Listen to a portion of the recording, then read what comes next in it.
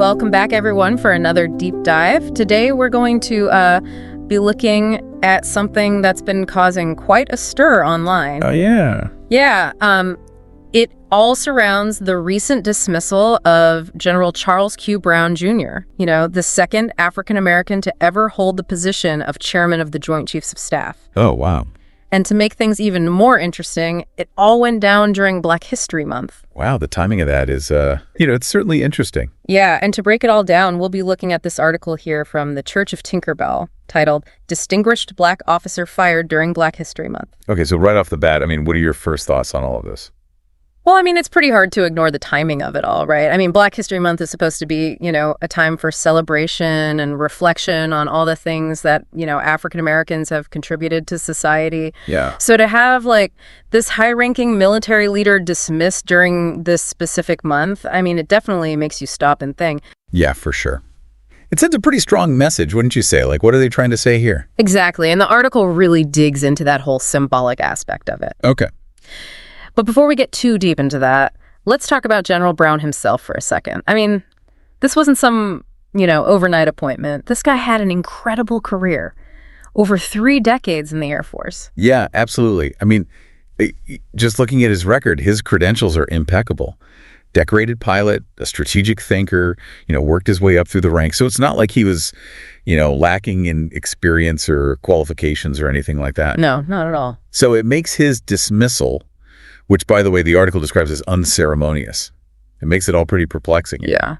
Seems to suggest a real lack of respect for his service and his achievements. Yeah, unceremonious. That's a pretty deliberate word choice, you know? It makes you wonder if there's more to the story than we're being told. Mm-hmm. Especially considering the article goes on to say he was replaced by retired Air Force Lieutenant General Dan Kane, a white officer. Mm. Now, we don't really know much about General Kane at this point, but this whole thing immediately brings up the issue of representation. Right. And it makes you wonder, is the administration truly committed to a merit-based system when they're making these appointments? Or are there other factors at play here? Yeah, good point. Because if qualified people, from minority backgrounds are being overlooked or sidelined, that's a pretty big problem. It definitely throws that whole level playing field idea into question, doesn't it? Yeah, absolutely. And this leads us to another big point the article brings up. The elimination of diversity, equity, and inclusion, or DEI programs within the federal government. Oh, right. The whole idea behind them was to promote inclusivity and address any systemic inequalities within the government. And they had, all sorts of initiatives like mentorship programs for minority employees, training on unconscious bias, really working to diversify the workforce at all levels. So it wasn't just some abstract idea. Yeah. They had actual programs in place. They did. But the article states that President Trump issued executive orders to dismantle these programs, arguing that they were actually counterproductive and went against the whole idea of a merit-based system. Okay, well, this is where it gets interesting, right? You have two very different viewpoints clashing here. Right. On the one hand, you've got people who strongly believe that DEI programs are essential to creating a truly fair and equitable workplace. Yeah. That these programs are necessary to level the playing field and make sure everyone gets a fair shot, regardless of their background. But on the other hand, you have those who believe that these programs are actually discriminatory because they give preferential treatment to certain groups based on race or gender. Right. They say that a real merit-based system should only focus on a person's qualifications and not take their identity into account. It's a tough one for sure. And the article really does a good job of capturing this tension between those two opposing viewpoints. Yeah. It presents both sides of the argument, which I think is, important for us to consider. Because at the heart of this whole debate, there's a fundamental question. What does it really mean to have a fair and equitable society? Right. Right, And does the government have a role in creating that fairness? Exactly. That's a big question. But before we, get too lost in the weeds here, let's circle back to General Brown and the timing of his dismissal. The fact that this all happened during Black History Month, it adds another layer to this whole situation. It certainly does. Imagine if this had happened during Women's History Month and a highly accomplished woman was removed from a prominent position. Right. There would definitely be a lot of talk about gender equality. Oh, absolutely. So to have this happen during Black History Month, I mean, it really leads to the question of whether race played a role in this decision. Yeah. Right. And the article doesn't shy away from that question either. No. They point out that many people are taking this as a direct message from the administration, a sign that they're not putting diversity and inclusion at the top of their priority list. Yeah, the symbolic aspect of this is hard to ignore.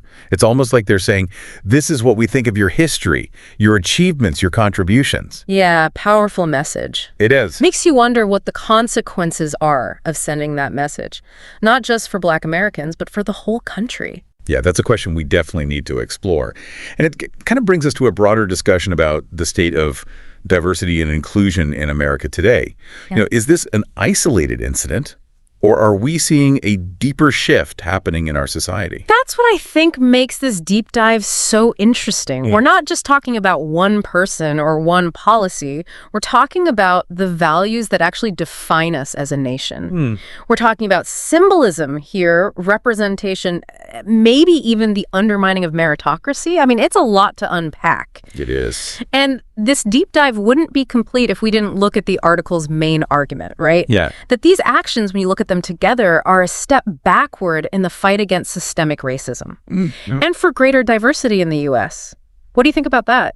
Well, it's a pretty bold statement. It is. But I think there is a lot to unpack there. I mean, the article points out that getting rid of, dismissing a high-ranking Black official at the same time that you're getting rid of programs that are designed to promote inclusion, it kind of creates a concerning narrative, don't you think? Yeah. Like, it sends a message that progress toward equality, maybe it's just not a priority. Yeah. It's not just about optics, right? No. The article talks about some real-world consequences.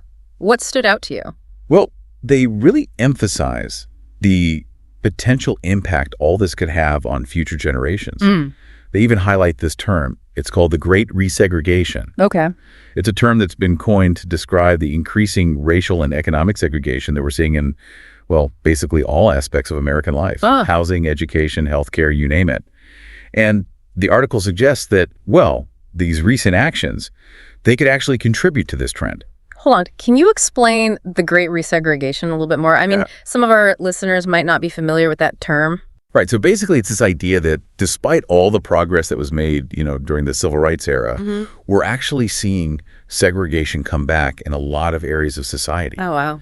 Like schools are becoming more segregated, with students of color often concentrated in underfunded schools that just don't have enough resources. Yeah. And similar patterns are starting to emerge in housing, healthcare access, and even employment opportunities. So the article is suggesting that dismantling DEI initiatives could actually make these problems worse. Exactly. The argument is that DEI programs, and yeah, they're not perfect. Right. But they were at least a step in the right direction. They were like an attempt to address these inequalities, right, to create a more level playing field. So by, rolling back these programs, the concern is that we're removing important safeguards against discrimination and basically just making things worse. Making existing inequalities even worse, yeah. Right.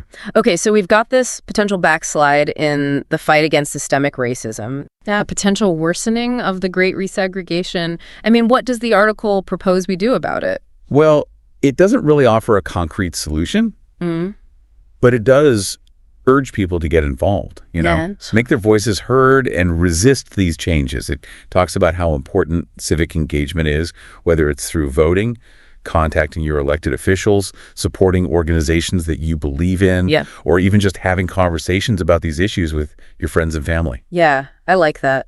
It's a good reminder that democracy really does require participation. It does. We can't just sit back and expect things to magically fix themselves. No, definitely not. We have to be active, engaged citizens. Absolutely. And it's not just about, those big gestures or political activism. Right. It's about the choices that we make every day. The article talks about supporting businesses and organizations that prioritize diversity and inclusion, right? Okay. Educating ourselves about these issues. Yeah. And, when we see discriminatory attitudes or behaviors, calling them out. Right, challenging them. Yeah. It's a good reminder that change, it really starts at the individual level. It does, but the article also points out that collective action is really powerful too. It mentions that all across the country, there are all sorts of organizations and communities that are speaking out against these decisions. Yeah, they're mobilizing. Yeah, they're organizing protests. Raising awareness. Exactly. And the Church of Tinkerbell, the source of our article today, they're one of those groups. They are. They're known for their advocacy work, especially on social justice issues, and they're very vocal about their opposition to these recent developments. Right. You know, you mentioned earlier that they don't shy away from asking tough questions. Yeah. Do they suggest any specific actions people can take beyond just like general civic engagement?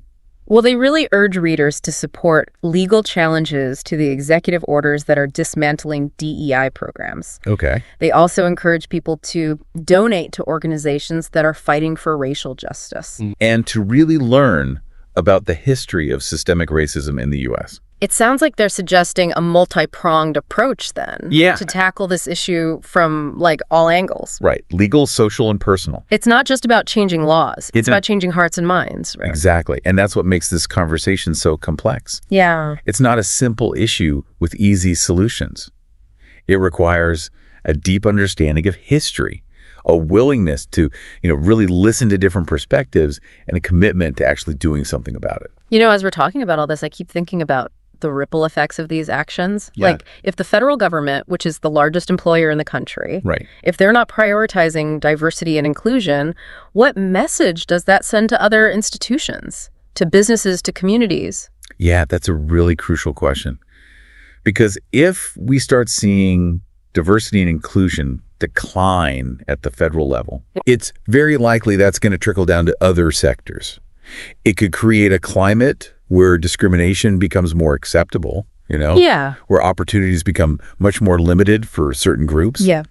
And all the progress we've made toward equality, it could just start to unravel. That brings us back to the big question of this whole deep dive. Yeah. Is this actually a step backward for diversity and inclusion in America? I mean, we've looked at, what it means symbolically that General Brown was dismissed during Black History Month. Right. We've looked at the arguments for and against DEI programs, and we've talked about what might happen if those programs are eliminated. We even touched on the call to action that all these different groups are putting out. Right. So what do you think? What's your takeaway from all of this? Well, it's complicated. It is. There's no easy answers. Nope. But I think the main thing is we're at a really important point in time. The decisions we make now, both as individuals and as a society, they're going to have a huge impact on the future of diversity and inclusion in this country. It's not just about race either, right? No. This is about creating a society where everyone has a real chance to succeed. Yeah. No matter their background, their identity, anything like that. Absolutely. It's about building a world that's more just and equitable for everyone. Right. And that means we need to be informed, we need to be engaged, and we need to be willing to challenge the way things are. So as we wrap up this part of our deep dive, I want to leave our listeners with something to think about. Right. We talked about the Great Resegregation and what it could mean for the country. Right. But have you, dear listener, ever seen this happening in your own life? Maybe you've noticed it in your neighborhood, your kid's school, your workplace, even just in the media you consume. Take a minute to think about your own experiences and how these bigger trends might be affecting your own little corner of the world. Yeah, it's definitely something to think about. It really is. And as we move into this last part of our deep dive, I want to go back to something we talked about earlier, about how this whole thing might affect other high-ranking minority officials.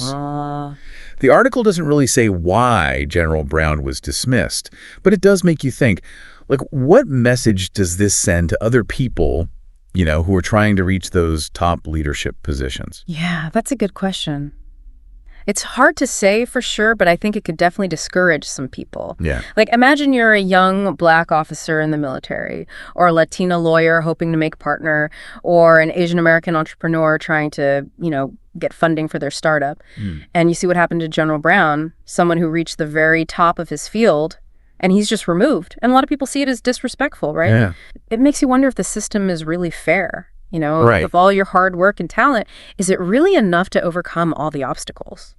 It feels like we're going backwards in time almost, we're moving away from that whole meritocracy thing. Right, and going back to a system where your chances are limited by things you can't control.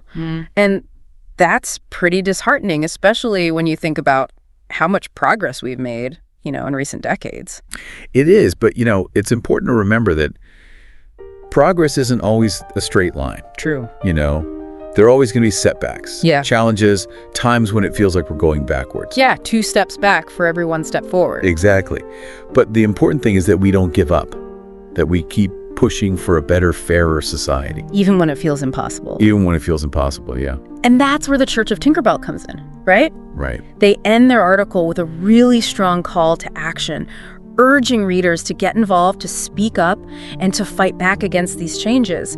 They seem to think that if we don't actively work to protect and promote diversity and inclusion, well, those values could disappear.